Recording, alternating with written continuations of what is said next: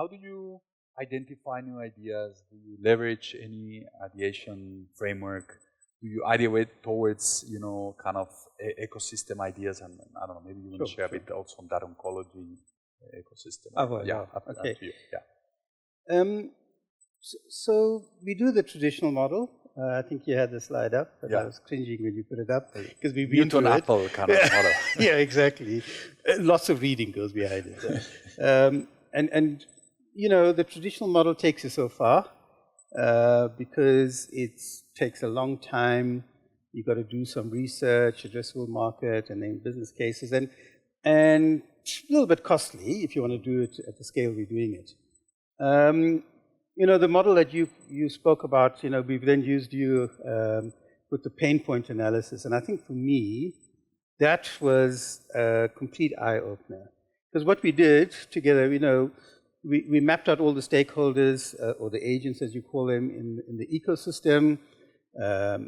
We had a view of what the challenges were. We mapped the journeys through the stakeholders. What are we solving? And we thought we understood it until you started together with us doing those interviews with the stakeholders. And what was shocking is the amount of ideas exponentially came out. It's not like, the traditional ideas. Things that we didn't understand, which could unlock value, was so clear because people are experiencing real problems that we didn't think we could solve, or it wasn't technically in the healthcare space we could solve, but if you solve it, it will unlock value. And so, we went through this pain point analysis. We had the other problem. Now, what do you do with all these hundreds of ideas? So we do obviously do a bit of a hybrid. We use design thinking a lot as well. I think it's nice to mix it together. Yeah. Design thinking is from the empathy part, the user part, because it takes you quicker into the prototyping, and from a tech speak, that's important for us. So you can actually see that you can solve the problem, but then you go to the stakeholders and say, hey, before I spent millions, take a look at this, from an empathy point of view, from a pain point of view, and actually you just refine the solution better and better and better. And we also use the business canvas model, and I'm sure people also do that. So it is a bit of a hybrid. But what I felt is the pain point analysis just exponentially brought the ideas. We've only covered and implemented less than 5% of it, to be very honest. Yeah. I mean, that's how so much it was. But it allowed us to be such a key player to solve the problems. Now, they're looking to us, and let's take the oncology example, just to use that and pull that in. We initially started off, we knew there was a problem with standardization of treatment when a patient is diagnosed with cancer, right? And, there's the oncologists obviously try and do the best treatment plan, but there's no standardization. And behind it is a whole lot of what they call formulary, that is the drugs that gets used for the different types of cancer. And, working with some oncologists, we solved that problem. Little did we know that literally under 12 months, we had 80% market share of that solution, because it really solved the problem of standardization of when the patient came in, they could look at the standard treatment if it fitted what the patient needed, and then they simply adopted it into the treatment plan, protocols, the scripting, the drug usage, even the laboratory test, etc. And it solved a very real problem. But then you get 80% market share, and then you said, so what? That's your point, right? And so we then looked and said, but geez, there's so many players in this market. Of course, the medical schemes are paying billions to literally. And if they can, we can understand their pain points. The pharmacies may not be able to order the drugs in time if they don't know what treatment is coming. So we're trying to solve that pain point. This is not a standard pharmacy. This is a specialized oncology. Of course, it's specialized. So the drugs are very different that you bring in. And the manufacturing cycles are quite different. So you go right back into it. And then, we look at that and we say, the poor patient who gets the news of, I've got cancer, probably tunes out at that time. And so they don't know, they they got to go for certain blood tests, they got to go for certain treatments, they got to go to certain venues, they got to go for certain screenings, and they get it all wrong. And so, you can't treat effectively if you don't have the blood tests or certain tests.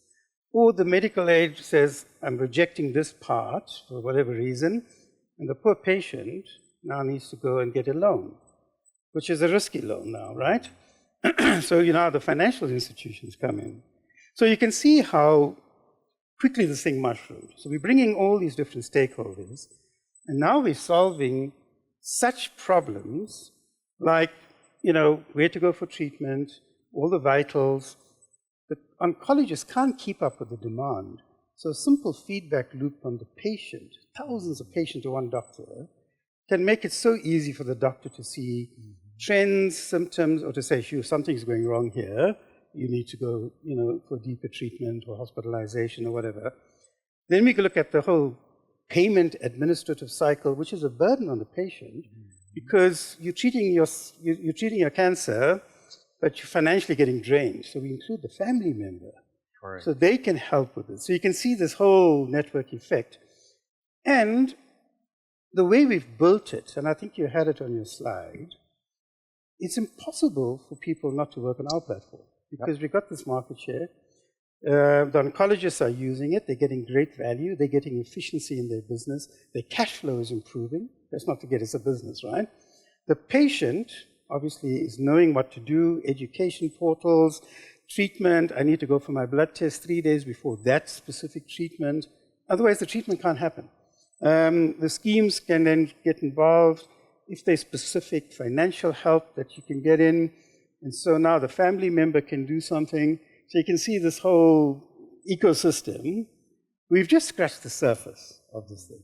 But it's a wonderful example to show you, if you adopt this model, and if you orchestrate the ecosystem, if you can decide how to bring the value, that value system. I don't know how exponentially it's going to grow. We'll keep you involved because you're part of it, right? But already the early signs, look at that, 80% market share. We are launching different solutions, but at the same time, there's managed care organizations that have got scientists that work out these formularies at a drug level. Now they're part of the platform. The schemes are loving it because they can get predictability, they can get insight. Standardize the treatment. So you can see now we're starting to bring a whole lot of value propositions, and I'm just a tech player. You see the difference. So it's a wonderful example to make it live. Yeah. So you facilitate basically the platform for the whole ecosystem, and you create almost a dynamic that is usually it's almost impossible not to join. It's impossible to create your alternative platform for all of this. It's like the WhatsApp example, right? Yeah. You may have Telegram, but you're going to send a WhatsApp when you need to communicate with someone because everyone is already there. So I think that's and the latest is obviously all the data is critical. So now big pharmaceuticals could be spending 10 plus years to develop drugs. Now they can get our clinical data, how it's interacting with the patient, the different demographics, the different things they need for clinical. And even if it reduces the cycle of coming up with better drugs, we are now part of it, right? So there's a value model there, obviously commercial model everywhere, not just in the one place. So that's kind of the logic we find. That's just one example. I mean, there's so many other examples we're doing now, but you can just apply it to other chronic conditions, to any pain points that's, the ecosystems. It's a fascinating ecosystem because it's always been dominated by a few big players, and they hold it very tight. Now we're kind of democratizing it to a certain extent, and that's important as well.